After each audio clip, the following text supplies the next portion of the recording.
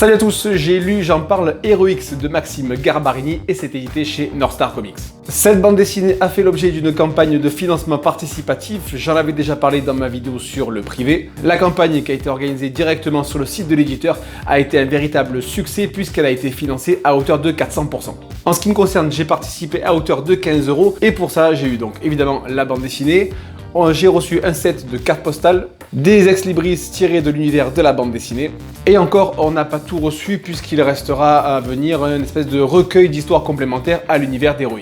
Et comme la campagne a été un grand succès, en fin d'album, on a plein de bonus, une galerie des personnages, des dessins de la part d'autres auteurs et un arbre généalogique. Alors, qu'est-ce que j'ai pensé de cette bande dessinée Heroix? Eh bien, en fait de compte, c'est une petite déception et je vais vous expliquer pourquoi. Premièrement, ça révèle une chose, faire du super-héros en France est très difficile. Pourquoi? Parce que la comparaison avec les auteurs américains est inévitable.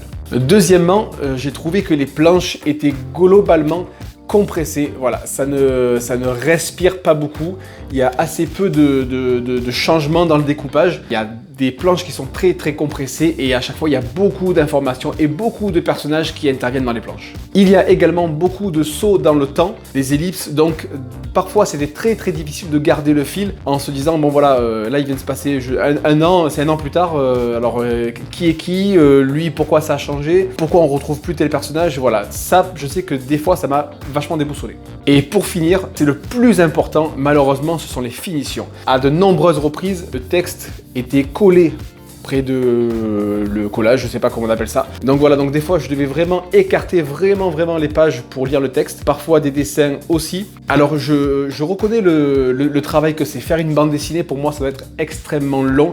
Je pense que c'est un travail de plusieurs années entre le storyboard, les crayonnés, l'ancrage, la colorisation, les allers-retours avec l'éditeur, ça va être vraiment énorme. En revanche, il y a des finitions qu'on ne doit pas laisser passer. Pourquoi? Parce que moi, en tant que lecteur, en fait, ces finitions, je vais les remarquer. Ça me donne un a priori assez négatif à la fin de la lecture du livre. Et il faut absolument, en tant qu'auteur et en tant qu'éditeur, vérifier au maximum ces détails. Et je sais que c'est long parce que quand on arrive à la fin d'un livre, on en a ras la casquette. On ne peut plus l'avoir, sa bande dessinée. Mais malheureusement, une fois que c'est imprimé, on ne peut pas revenir en arrière. J'ai relevé pas mal de coquilles et également des fautes de français. Et ça, pour moi, c'est malheureusement, je suis désolé, mais c'est inacceptable dans une bande dessinée. Encore une fois, je souligne le travail que c'est. Je pointe des détails, mais à la fin, quand tous ces détails s'accumulent, ça donne malheureusement, je le dis malheureusement, je le souligne, malheureusement, un mauvais aperçu de la bande dessinée. Et pourtant, entre mes mains, voilà, je tiens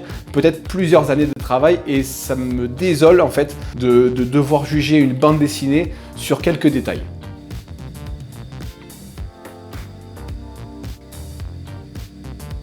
Voilà, c'est un avis très personnel et très subjectif sur la bande dessinée Heroix. Encore une fois, je félicite l'auteur et l'éditeur pour la réussite de la campagne de financement participatif. 400%, c'est pas rien, il faut souligner, encore bravo. S'il doit y avoir une saison 2 à Heroix, il faut absolument vérifier tous ces détails.